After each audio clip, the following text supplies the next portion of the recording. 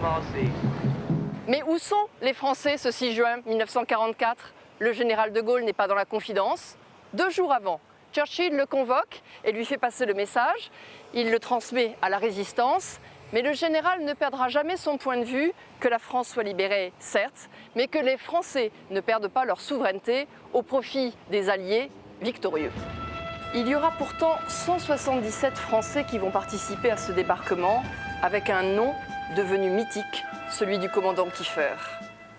Philippe Kieffer a rejoint de Gaulle le 19 juin 1940, le lendemain de son appel à la résistance.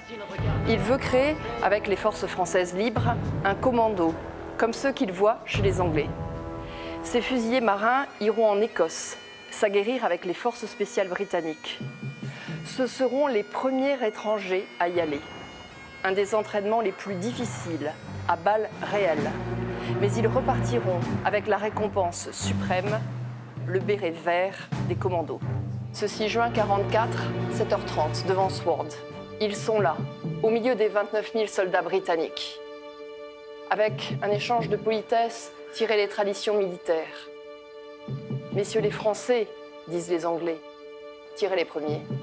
Leur terre natale les porte, et les Français s'empareront de Ouistreham et feront la jonction à Pegasus Bridge. Objectif atteint, les pertes sont importantes, peu importe. Il leur faut continuer à libérer le pays. Quelques semaines plus tard, le général Leclerc et la 2e division blindée débarquent à leur tour en Normandie et entrent dans la capitale française le 25 août 1944. Paris est libéré. Le drapeau tricolore flotte enfin au-dessus de la tour Eiffel. Charles de Gaulle descend les Champs-Élysées, acclamé par la population.